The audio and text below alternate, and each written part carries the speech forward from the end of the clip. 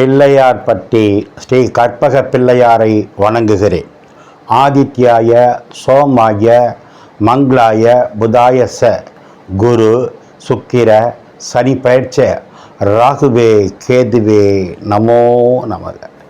நமது வாழ்க வளமுடன் யூடியூப் சேனல் நேயர்கள் அனைவருக்கும் உங்கள் அன்பு நண்பர் அஸ்ட்ரோ TS மோகன் ராவின் அன்பான வணக்கம், வாழ்த்துக்கள். நாம் இப்போ இந்த வீடியோவில் என்ன பார்க்க போகிறோம்னா, மே மாத பலன்கள் பார்க்க போகிறோம். வழக்கம் போல் தான் 12 ராசிக்கும் தனித்தனி வீடியோ பாருங்கள். முதல்ல இந்த மாதத்தில் எந்தெந்த கிரகங்கள் எங்கே இருக்குது அப்படிங்கிறத பார்ப்போம். செவ்வாய் பகவான் அவருடைய சொந்த வீடு, மேச வீடுங்கிறது செவ்வாய்க்கு சொந்த வீடு, ஆட்சி வீடு. அந்த வீட்டுக்கு வர்றாரு. என்றைக்கு வர்றாரு? 10ஆம் தேதி வர்றாரு. மே மாதம் 9ஆம் தேதி வரைக்கும் இங்கே இருக்கிறாரு. 10ஆம் தேதி தன்னுடைய சொந்த வீட்டுக்கு வந்துடுவார். அதனால தான் 20 நாள் அதிகமாக செவ்வாய் வீட்டில் இருக்கிறதுனால செவ்வாய் மேச வீட்டில் இருக்க மாதிரி போட்டிருக்கேன்.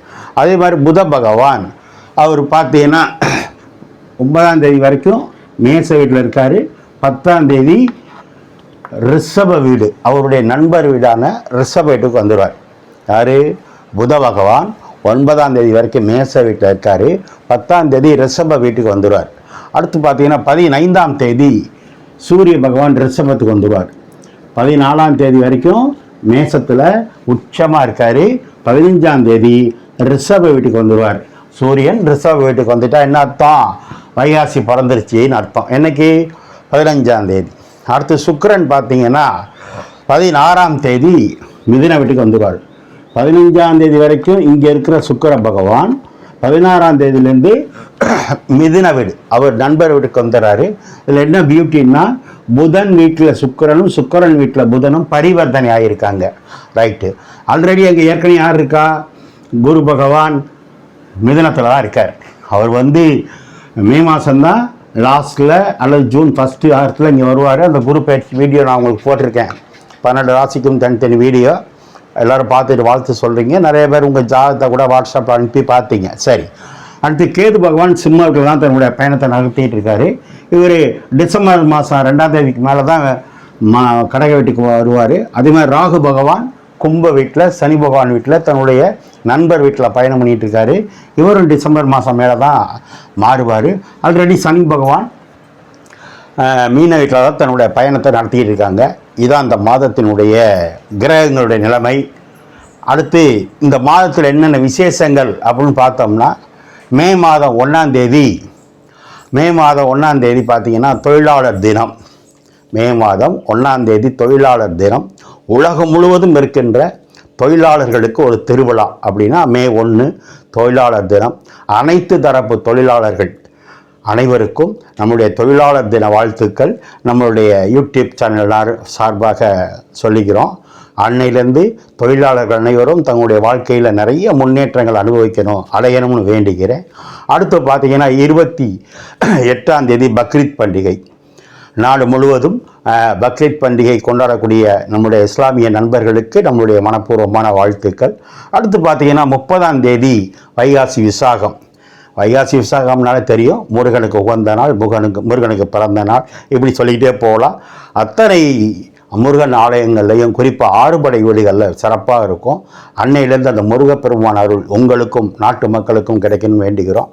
அடுத்து நேயர்கள் நீங்கள் என்ன தெரிஞ்சுக்கணும்னா, நம்ம பேசுகிறது பொது பலன் தான், உங்களுடைய இண்டிவிஜுவல் ஜாதகம் இல்லை. அதனால் யாராவது எனக்கிட்ட ஜாதகம் பார்க்கணும்னா கீழே இருக்க நம்பருக்கு ஃபோன் பண்ணுங்கள். வாட்ஸ்அப் நம்பர் தரேன், ஜாதகம் பார்க்கலாம். நான் வணங்கும் அண்ணாமலையார் உண்ணாமலத்தாய், என் குலதெய்வம் முத்துமாரியம்மன், நான் நித்தம் வணங்கி வேண்டி நிற்கும் குமரமலையான், என் தாய் தந்தையரை வணங்கி இந்த மாத பலன்கள் அத்தனையும் உங்களுக்கு சிறப்பாக இருக்கணும், நீங்கள் எல்லாம் நல்லா இருக்கணும்னு நான் வேண்டிக்கிறேன். வாங்க நம்ம வீடியோக்குள்ளே போவோமா? யாருக்காவது எனக்கிட்ட ஜாதகம் பார்க்கணும்னா கீழே இருக்க நம்பருக்கு ஃபோன் பண்ணுங்கள். நான் வாட்ஸ்அப் நம்பர் தரேன், ஜாதகம் பார்க்கலாம். இவ்வளோ குறுகிய காலத்தில் கிட்டத்தட்ட 84,000 பேர் சப்ஸ்கிரைப் பண்ணியிருக்கீங்க. நிறைய பேர் லைக் பண்ணுறீங்க, நிறைய பேர் வாட்ஸ்அப்பில் ஜாதகத்தை அனுப்புகிறீங்க. உங்களுக்கெல்லாம் என்னுடைய கோடான கோடி நன்மைகள், நன்றிகள், வாழ்த்துக்கள். ஏன் அப்படின்னா, நீங்கள் இல்லைன்னா நான் இல்லை. நீங்கள் தான் எனக்கு கடவுள், கோயில், சாமி எல்லாம். வாங்க நம்ம வீடியோக்குள்ளே போவோம். இப்போ நம்ம மீன ராசியை பார்ப்போம். மீனம் ராசி அப்படின்னா குரு பகவானுடைய ராசின்னு அர்த்தம். இவங்கெல்லாம் கவலைப்படுறது ஏழரை சனின்னு நாளைக்கு நிறையா விளக்கம் கொடுத்துருக்கேன். குரு பயிற்சி ஆயிடுச்சுன்னா ஏழரை சனியை நீங்கள் மறந்துடலாம். ஏழரைலாம் என்னங்க, 30 வயசு கீழே இருக்கவங்களுக்கு கொஞ்சம் கவனமாக இருக்கணும். ஆணாக இருந்தாலும் பெண்ணாக இருந்தாலும் படிச்சிருவீங்க, மறந்துடுவீங்க. வண்டி வாகனத்தில் போகும்போது 2 வீலர் காரில் போனால் கால் கையில் இடிச்சிக்கும். பெண்கள் அந்த வீட்டுக்குள்ளே சமைக்கும்போது குழம்பு ஊற்றிடுச்சு, சுடுதண்ணி ஊற்றிடுச்சு, இந்த மாதிரி விஷயங்களில் கவனம். ஆனால் திருமணம் பண்ணுறதுக்கு இதுக்கு சம்மந்தம் இல்லை, குழந்தை பாக்கியத்துக்கு சம்மந்தம் இல்லை. நல்லா அலையிறேன் சார், நியாயமான சம்பளம் கிடைக்கல, அதெல்லாம் உண்மை தான். ஆனால் 30 வயசுக்கு மேலே இருக்கவங்க பயப்பட வேண்டாம். சரி, இந்த மாதம் செவ்வாய் ஆட்சியாக இருக்கார் சார், இது ஒன்று போதும் மீன ராசிக்கெல்லாம். சும்மா ஏழரையே சொல்லிட்டு இருக்கக்கூடாது. செவ்வாய் ஆட்சி, 2ஆம் வீட்டு கிரகம், 2ஆம் வீட்டு அதிபதி 2ல் ஆட்சியாக இருக்குது. அதே செவ்வாய் தான் பாக்கியத்துக்கும். அப்போ பாக்கியம் வலுவாக இருக்குது, 2 வலுவாக இருக்குது. 2 வேணால் என்ன, வருமானம் நிறையா வரப்போகுது. அது குறிப்பாக 2 இருந்தால் பேசி தொழில் பண்ணுறவங்களுக்கு நல்லது. வாதாடும் திறமை இருக்கும். வக்கீலில் தான் எப்படி வாதாடுவாங்க, அப்போ பேசி தொழில் பண்ணவங்க நல்லாயிருக்கும். ஜோசியர்கள் நல்லாயிருக்கும். ஜோசியர்களாம் செவ்வாய் வாக்கில் இருந்தால் பளிச்சுன்னு பட்டு வைப்பாங்க.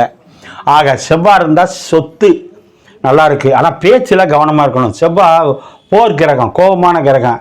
டம்முன்னு பேசக்கூடாது, வெடிக்கிற மாதிரி. குடும்பத்திலேயோ வேலை பார்க்குற இடத்துலையோ எடுத்தோம் கவுத்தான்னு பேசக்கூடாது, சண்டை போடுற மாதிரி பேசக்கூடாது. ஆனால் வருமானம் உண்டு, சொத்து சுகம் உண்டு, திருமண யோகம் உண்டு. ஏன்னா அவன் மங்களகாரன், 2ல் இருக்கேன், குடும்பஸ்தானத்தில் இருக்கேன். மாங்கல்யத்தை கொடுத்துருவான். 2 நாள் புது வரவு. செவ்வாய் இருக்குது, ஆண் குழந்தை பிறக்க வாய்ப்பு இருக்குது. சரி, 3ஆம் இடத்துல சூரியன் இருக்கலாம் சார். 6ஆம் வீட்டு அதிபதி 3ல் மறையலாம். எதிரி இல்லை, கடன் இல்லை, நோய் இல்லை. 3க்குடைய சுக்கிரன் 4லையும் 4க்குடைய புதன் 3லையும் இருந்தால் வீடு மாற்றுவீங்க. வாடகை வீடாக இருந்தால் வாடகை வீடு மாற்றுவீங்க, இல்லை வீடு ஒத்திக்கு போவீங்க, இல்லை புதுசாக சொத்து வாங்குவீங்க. ஏன்னா செவ்வாய் வேறு ஆட்சி. நீங்கள் வாங்கினா உங்கள் அப்பா வாங்குவார், உங்கள் அப்பா வாங்குவாருன்னா உங்கள் மனைவி வாங்குவாங்க. ஏன்னா 7க்குடைய மனைவி சொத்துக்காரன். ஆக இவங்களுடைய காம்பினேஷன் நல்லா இருக்குது. 10ஆம் இடத்தை சனி பகவானும் பார்த்து குரு சுக்கிரன் பார்க்கறதுனால தொழில் பிஸ்னஸ் சூப்பர். ஆனால் என்ன ஒன்று, 30 வயசு கீழே இருக்கவங்க பண்ணால் விற்று முதல் போடணும். ஏன்னா 7 நடக்குதா, தங்கிரும். அப்போ சுக்கிரன்னா உணவு, குருன்னா கடலை, இது மாதிரி பொருட்களை சொல்கிறது. அப்போ சனின்னா எள்ளு எண்ணெய் இதை சொல்கிறது. இந்த தொழில் பண்ணுறவங்களுக்கு நல்லது. தொழில் நல்லா இருக்கும், கவனமாக பண்ணணும். புதன் மறையுது, அப்போ வரவு செலவு கணக்கில் கவனமாக இருக்கணும். கடன் வாங்கிடக்கூடாது. ஏன்னா 6க்குடைய 3ல் போனால் கம்யூனிகேஷன் சொல்கிறது, தொடர்புகள்னு சொல்கிறது, கையெழுத்துன்னு சொல்கிறது. புதன் அங்கே இருக்குது. அப்போ ஜாமீன் கழுத்து போட்டு மாட்டிக்கக்கூடாது. 3ஆம் இடம் தான் சீட்டு, அப்போ அதில் போய் மாட்டிக்கக்கூடாது. ஆக ஷேர் மார்க்கெட்டில் மாட்டிக்கக்கூடாது. ஏன்னா 7ரை சனி நடக்குது, கவனம். ஆனால் திருமணத்துக்கு தடையில்லை, படிக்கிற படிப்புக்கு தடையில்லை, குழந்தை பாக்கியத்துக்கு தடையில்லை. செவ்வாய் ஆட்சியாக இருக்குது. செவ்வாய் ஆட்சியாக அந்த அரசியல்லையோ அரசாங்கத்திலேயோ ஒரு விரயமும் இருக்குது, ஒரு பேரு புகழும் இருக்குது, பதவியும் இருக்குது. சூரியன் 3ல் இருந்து உங்களுக்கு 9ஆம் இடம் பாக்கியத்தை பார்க்கறதுனால அப்பாவுக்கோ அப்பா சார்ந்த உறவுகளுக்கோ ஆன்மீகத்திலேயோ அரசாங்கத்திலேயோ அரசியலில் பதவி உயர் உண்டு. ஆக இந்த மாதம் முழுவதும் வெற்றி தான், ஒன்றும் பெரிய பாதிப்பு கிடையாது. கொஞ்சம் உங்கள் ஜாதகத்தில் நல்ல தசை புத்தி நடந்தால் இந்த கிரகங்களே உங்களுக்கு தூக்கி கொடுக்கும். நான் ஏற்கனவே சொன்ன மாதிரி வாக்கில் செவ்வாய், பேச்சில் நிதானம், கண்ணு பல்லில் கவனம், சண்டை போகிற மாதிரி பேசியிருக்கக்கூடாது, கை கால் இடிச்சலாம் பார்த்துக்கணும், வண்டி வாகனத்தில் கவனமாக போகணும். கும்பராசிக்காரங்களுக்கெல்லாம் இந்த மாத கடைசியில் கொஞ்சம் சந்திராஷ்டமம் இருக்குது, அந்த நாட்களில் கவனமாக இருங்க. 2 வீலரில் போகும்போது, காரில் போனால் பெல்ட்டு போட்டுக்குங்க, 2 வீலரில் போனால் ஹெல்மெட் போட்டுக்குங்க. பேங்க்கில் ஃபைனான்ஸில் வரவு செலவில் கவனமாக இருங்க. இந்த மாதத்தை கொண்டாடுங்க.